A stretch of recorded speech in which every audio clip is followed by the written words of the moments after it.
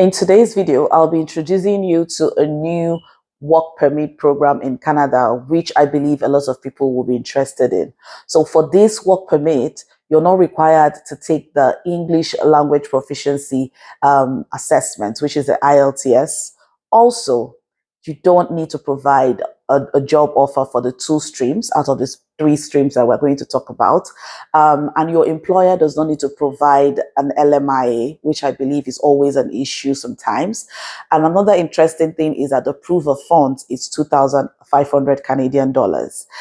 If you know the other pathways, you will know that this is really a low proof of funds. The program is open to both skilled and unskilled applicants and from all nationalities. Another interesting part of this program is that your common law partner or your spouse is allowed to apply for an open work permit, which allows them to work for any employer when they come to Canada and they'll be able to work in any position. All right. I'll be giving you details on how this program works, the 3 streams under this program and how to apply, the portals to find jobs for this visa, the benefits, the cost, the processing time, the requirements or the eligibility criteria, the exact documents needed, and who can apply. So ensure you watch this video to the end, guys, because I believe that it is packed with very useful information that would help you. Okay, watch to the end. So this new work permit is under the IEC stream, which is the International Experience Canada, and it is employment specific. The visa fee is just 158 Canadian dollars and the processing time is 6 weeks. Also take note that this IEC work permit allows you to stay in Canada and work for a period of 2 years. There are 3 streams available for this pathway, which include the working holiday stream, young professional stream, and the international co-op stream. I'll be giving a detailed breakdown of how all of these 3 streams work, what is required, and everything you need to know about it, just to help you determine which one you fall into. Okay, so let's start with the young professional stream. This stream has just one requirement, and that is age limit. You have to be between the ages of 18 to 35 years. Take notes, you would need a job offer for this stream, all right? You'll be able to have to get a job first before you qualify for this stream. There are registered organizations listed in the IRCC website that helps you in arranging interviews and job offers for candidates who are applying from outside of Canada. So you have where to go to, and this is really fantastic. These registered organizations would also help with educating you on local laws and taxes. They'll also help you to find a job, especially for people that are outside of Canada. They go as far as also helping out with transportation and even housing. Another good thing about this stream is that your dependents can apply. They can come to Canada with you and they can apply for a visitor's visa and find a job if they wish to when they land Canada.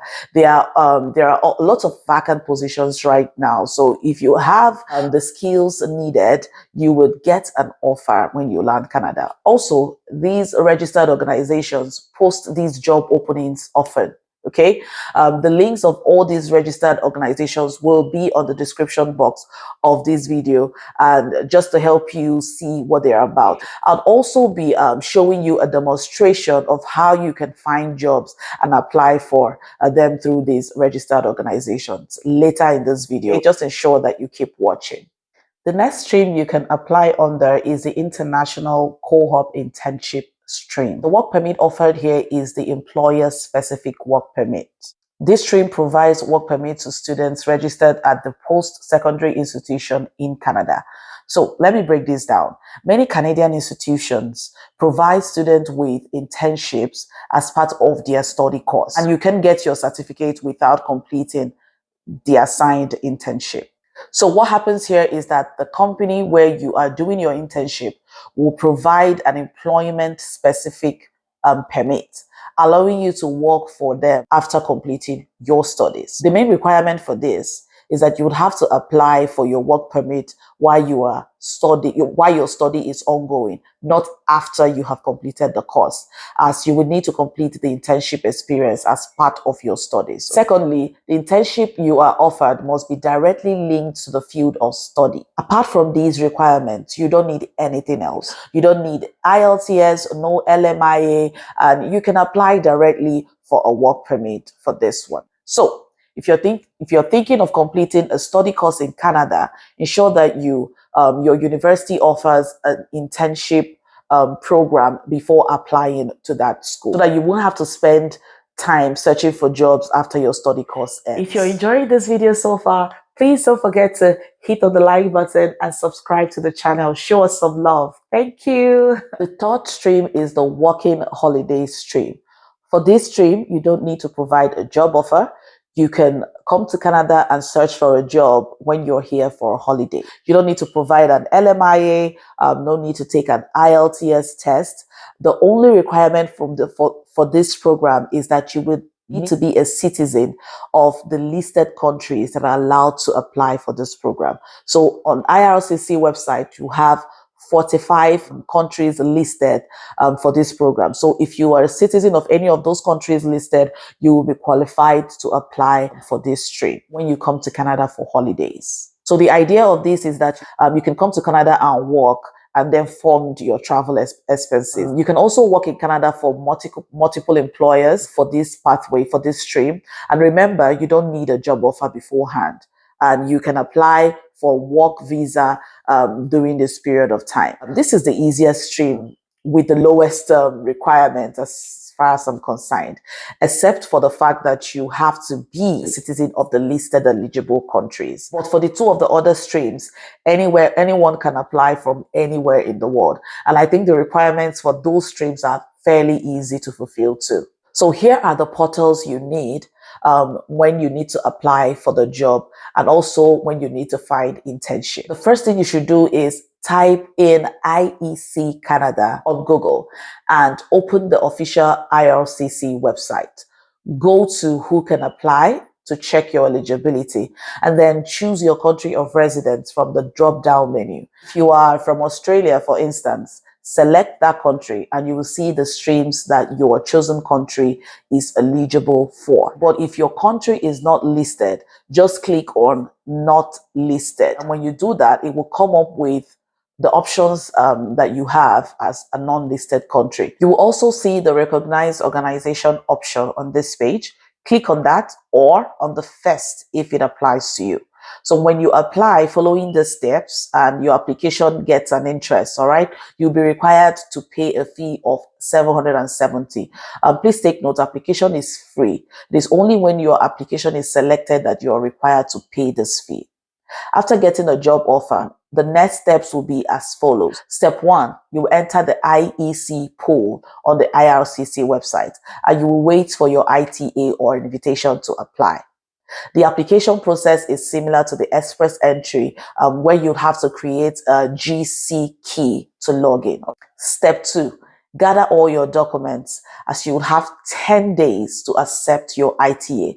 And after accepting your ITA, you would have just 20 days to submit all your documents and pay your fee, which is 156 Canadian dollars. And this would complete your application for your work visa.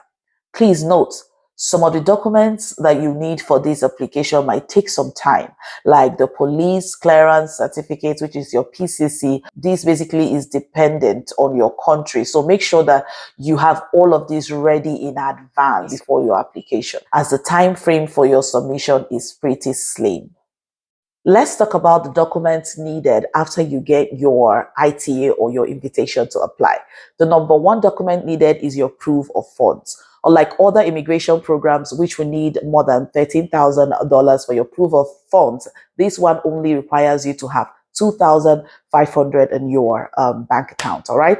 This is because you already have a job offer, and they just want you to be able to cover just the initial months after landing Canada. The next is your medical test report. You will need a medical exam from any country that you have recently lived or traveled to for the past 6 months or more. Okay, so the medical test must be done by a doctor that has been approved by the IRCC. Your medical results are only valid for 12 months. All right, so it is advised for you to wait until you are invited before doing your medical exams. The next requirement is that you would need a health insurance. Your health insurance must cover your entire stay in Canada. So if your health insurance doesn't last for the entire length of your stay in Canada, your work permit will expire on the same day as your health insurance. Guys, this is very, very, very important. So your health insurance must cover your medical care, your hospitalization, your repatriation, the cost of getting you to a medical facility or returning you to your home country. Okay, it must cover all of that. The next is your PCC, your police report. You would need to provide these from the country and territory where you currently live, or from any other country where you lived for 6 months and above. They will need a police report to cover those period of time. The next is the recognized organization acceptance letter. They will give you a confirmation letter which will aid your work permit application. Other common documents that are required are your passport, your digital photo, and your CV. You have to have all of that ready. And when all of that is ready, you give them that period of 6 weeks to get everything completed. We have come to the end of today's video. Thank you so much for watching, guys. Thank you for walking with me all through. If you have any questions or you need clarification, hit me up in the comment section and I'll be there to answer all your questions.